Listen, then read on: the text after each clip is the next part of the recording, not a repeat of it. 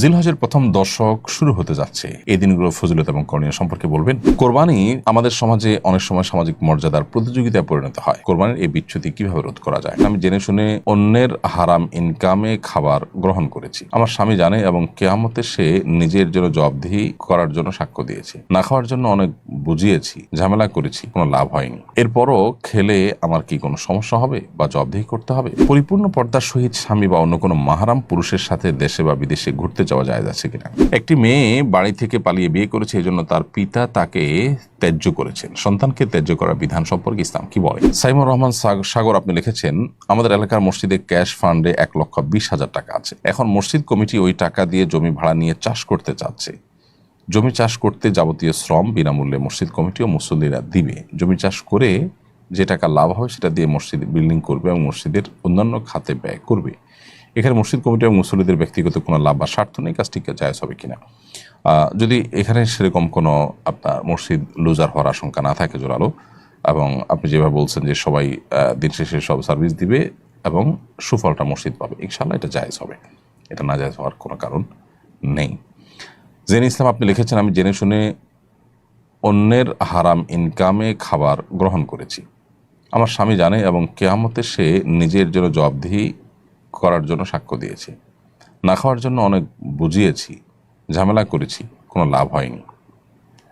এরপরও খেলে আমার কি কোনো সমস্যা হবে বা জবাবদিহি করতে হবে? বোন জেনি, প্রথম কথা হলো যে অন্যের উপার্জন হারাম। সে হারাম উপার্জন থেকে সে কোনো খাবার যদি সার্ভ করে বা উপস্থাপন করে, সেটা খাওয়া আপনার জন্য হালাল নয়। এটা সবসময় আমাদের মাথায় রাখতে হবে। এমনকি স্বামী যদি জোরাজুরি করে, সেক্ষেত্রেও বিনয়ের সাথে স্বামীকে অপারগতার কথা বলতে হবে আল্লাহর খাতিরে। প্রয়োজনে কোনো কৌশল অবলম্বন করা যেতে পারে, যে আপনি বসলেন, ভান করলেন বা পানি বা এরকম কিছু খেলেন যেটা দিয়ে আপনি কোনো রকম দায় সারতে পারেন। তারপর আপনার চেষ্টাটা করতে হবে। আর যদি এরকম কখনো হয়ে থাকে কোনো পরিস্থিতিতে বাধ্য হয়ে, সেক্ষেত্রে আল্লাহর কাছে মাপ চাইবেন এবং ভবিষ্যতে যেন আর না হয় সেক্ষেত্রে স্বামীর সাথে বোঝাপড়া করবেন। আপনার স্বামী যে বলেছেন এর দায় দায়িত্ব তিনি নেবেন কিয়ামতের ময়দানে, এটা খুবই হাস্যকর, এটা একেবারে অবাস্তব। এ দায় নেওয়া না নেওয়ার কি কোনো বিশেষ ফরক পড়ে না। এর ফলে দায় আপনারটা আপনাকে নিতে হবে, কারণ আল্লাহ বলেছেন আল্লাহ তাজিরু ওয়াজিরাতুন বিজরা উখরা। কোরআনে একাধিক জায়গায় এই বিষয়টি আল্লাহ তাআলা আলোচনা করেছেন যে কারোর পাপের, কারো অপরাধের দায় বা বোঝা অন্য কেউ বহন করে না, করবে না। যিনি অপরাধ করবেন দায় তাকে নিতে হবে। হ্যাঁ, আপনার স্বামী আপনাকে বাধ্য করেছেন, সেটা আরেকটা অপরাধ, বিধায় সে অপরাধের দায় তাকে বহন করতে হবে। কোরবানি আমাদের সমাজে অনেক সময় সামাজিক মর্যাদার প্রতিযোগিতায় পরিণত হয়। কোরবানির এই বিচ্যুতি কিভাবে রোধ করা যায়? এটার জন্য ব্যাপকভাবে কোরবানির যে আসল মহিমা, কোরবানির আসল যে উদ্দেশ্য, সেটা নিয়ে আলোচনা বাড়াতে হবে, এটার চর্চা বাড়াতে হবে।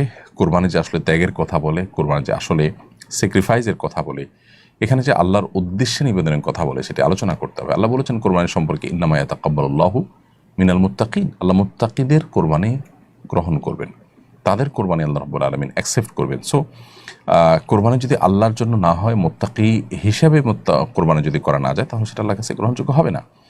এবং এই বিচ্যুতি রোধ করার জন্য ব্যাপকভাবে আমাদের পর্যালোচনা এটা সমাজে বাড়াতে হবে।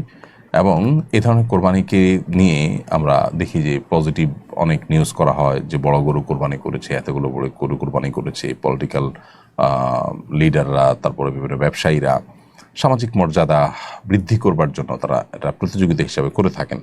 এগুলোর প্রসার সমাজের মধ্যে এই অসুস্থ প্রতিযোগিতাকে বাড়িয়ে দেয়। এরপরে সারা ইসলাম ফারহা আপনি লিখেছেন, পরিপূর্ণ পর্দার সহিত স্বামী বা অন্য কোনো মাহারাম পুরুষের সাথে দেশে বা বিদেশে ঘুরতে যাওয়া যায় আছে কিনা? মাহারাম পুরুষের সাথে দেশে বা দেশে বাইরে ঘুরতে যাওয়া দোষের কোনো বিষয় নয়, যদি পরিপূর্ণ পর্দার সহিত আপনি যান। আল্লাহ তাআলা মেয়েদেরকে একেবারে ঘরের মধ্যে বন্দী হয়ে থাকতে বলেছেন, কোথাও সফর করার কোনো অনুমোদন নাই, এরকম কোনো কথা তো বলেননি আল্লাহ তাআলা কোরআন বা সুন্নাহ কোথাও। অতএব এই বিষয়টি আপনারা অর্থাৎ নারীরা তারা অবশ্যই এই সুযোগটা নিতে পারেন, অর্থাৎ সফর ভ্রমণ, সেটা শিক্ষার উদ্দেশ্যে, সেটা দেখার উদ্দেশ্যে, চিকিৎসার উদ্দেশ্যে বা অন্য কোনো উদ্দেশ্যে, শুধু ঘুরতে যাওয়ার উদ্দেশ্যে হতে পারে। আল্লাহর কুদরতের নিদর্শন দেখবেন, রিফ্রেশমেন্টের জন্য, নানা উদ্দেশ্যে এই ধরনের সফর হতে পারে। এটি কোনো নাজায়েজ বা নিষিদ্ধ কোনো বিষয় নয়। এরপরে প্রশ্ন হলো, জিলহজের প্রথম দশক শুরু হতে যাচ্ছে। এই দিনগুলোর ফজিলত এবং করণীয় সম্পর্কে বলবেন। খুবই গুরুত্বপূর্ণ প্রশ্ন। জিলহজের আজ 24 তারিখ, অর্থাৎ আর 5-6 দিন পরে জিলকদের আজকে 24 তারিখ এবং 4-5 দিন পরেই নতুন চাঁদ উঠবে এবং জিলহজ মাস শুরু হবে। জিলহজ মাসের প্রথম দশক হলো ইবাদতের দ্বিতীয় বৃহত্তর মৌসুম। ইবাদতের সবচেয়ে বড় মৌসুম বা সিজন হলো রমজান মাস। রমজানের পরে ইবাদতের সবচেয়ে বড় মৌসুমটা হলো জিলহজের প্রথম 10টি দিন।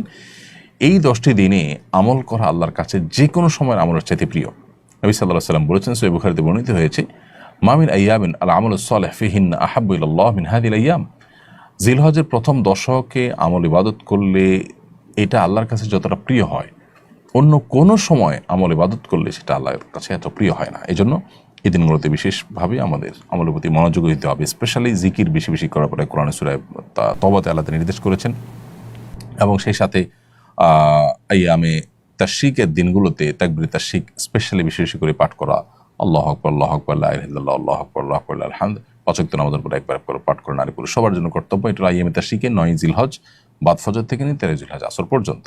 আর এর বাইরে জিলহজের এই 10 দিন জুড়েই ঘন ঘন বেশি বেশি করে তাকবীর তাশরিক বেশি বেশি করে পাঠ করা এটা সুন্নাহ। এবং সেই সাথে এই দিনগুলোতে আপনার নফল রোজা রাখা, প্রথম 9টা দিন নফল রোজা রাখার পরেও আপনার বর্ণিত হয়েছে, গুরুত্ব আরোপ রয়েছে। এবং সবচেয়ে গুরুত্বপূর্ণ আমল হলো কোরবানি করা, হজ করা। এই দিনগুলোতে অনেক ধরনের আমলের কথা কিন্তু আমাদেরকে বলা হয়েছে। বেশিরভাগ মানুষই রমজানের আমলের গুরুত্ব জানলেও জিলহজের প্রথম দশকের আমলের গুরুত্ব জানে না। কোরআন কারীমে আল্লাহ তাআলা শপথ করেছেন, ওয়াল ফাজরি ওয়া লায়ালিন আশর ওয়াশ শাফা'i ওয়াল ওয়াতর, ফজরের শপথ এবং 10টি রাতের শপথ, জোড়া এবং বিজোড় রাতগুলোর শপথ। এই আয়াতের ব্যাখ্যায় বিশ্ববিখ্যাত তাফসীর কারক ইবনে আব্বাস রাদিয়াল্লাহু তাআলা আনহু বলেছেন, এখানে মূলত জিলহজের প্রথম 10টি রাতের কথা আল্লাহ তাআলা ইঙ্গিত করেছেন, শপথ করেছেন। তার মানে এই 10টি রাতের গুরুত্ব এবং মর্যাদা আল্লাহর কাছে এত বেশি যেগুলোর নামে আল্লাহ তাআলা শপথ করেছেন। তো সেজন্য সেগুলোর উপর আমাদের বিশেষভাবে দায়িত্বশীল হতে হবে। একটি মেয়ে বাড়ি থেকে পালিয়ে বিয়ে করেছে, এই জন্য তার পিতা তাকে ত্যায্য করেছেন। সন্তানকে ত্যায্য করার বিধান সম্পর্কে ইসলাম কি বলে? ইসলামে আসলে সন্তানকে ত্যায্য করবার কোনো বিধান নেই। ত্যায্য করা মানে হলো সম্পর্ক ছিন্ন করা, আত্মীয়তার সাথে সম্পর্ক ছিন্ন করা। এটা শরীয়তে হারাম। কোনো অজুহাতে, কোনো যুক্তিতে, কোনো কারণেই সম্পর্ককে ছিন্ন করা, বিশেষ করে রক্ত সম্পর্কেও ছিন্ন করার কোনো সুযোগ নেই। সে ভিডিওটা আমাদেরও দেখার সুযোগ হয়েছে। আমরাও দেখেছি যে বাবা এবং মেয়ে দুজনেই সানন্দে এবং স্বেচ্ছায় একে অন্যকে ত্যাগ করে চলে যাচ্ছেন। এর চেয়ে দুর্ভাগ্যজনক আর কিছু নেই। তাদেরকে আমরা অনুরোধ করবো তারা যেন আল্লাহকে ভয় করেন, নিজের ইগো, নিজের জেদ, নিজের খেদ, এই সব কিছুকে আল্লাহর নির্দেশের সামনে কোরবানি করে দেন। তাহলে সেক্ষেত্রে দিন শেষে তারা মুসলমান হয়ে উঠতে পারবেন এবং সত্যিকারের যে আত্মসমর্পণকারী সেটা হওয়ার সুযোগ হবে তখন। এই জন্য এই বিষয়টাতে আমাদের খুব বেশি মনোযোগ দেওয়া উচিত, আমরা যাতে কোনোভাবেই আল্লাহর বিধানের বাইরে গিয়ে নিজেদের ইগোকে প্রাধান্য না দিই। এবং এভাবে যদি ত্যায্য করেও শরীরের দৃষ্টিকোণ থেকে এটার কোনো ভ্যালু থাকবে না। এখন প্রশ্ন হলো, একটা মেয়ে খারাপ পথে চলে গেছে, একটা ছেলে খারাপ পথে চলে গেছে, তাকে শাসন করা যাবে না? হ্যাঁ, শাসন করবেন। শাসন করতে গিয়ে সম্পর্ক ছিন্ন করবেন না। শাসন করার জন্য শরীরের সীমানা থেকে অনেক শাসন আপনি করতে পারেন। জীবদ্দশায় যদি কোনো টাকা পয়সা দেন, সম্পদের বন্টন করেন, যে খারাপ কাজ করেছে বা খারাপ পথে গেছে তাকে শাসনস্বরূপ তাকে আপনি কম দিলেন, এই সুযোগ আছে। একজন ভালো কাজ করেছে তাকে একটু বাড়িয়ে দিলেন, সে সুযোগ আছে। অতএব আপনি সে সমস্ত পথগুলো অবলম্বন করতে পারেন, কিন্তু তাকে ত্যায্য করে, আত্মীয়তার সম্পর্ক ছিন্ন করে আপনার এই জেদ মেটাবার সুযোগ কিন্তু নেই।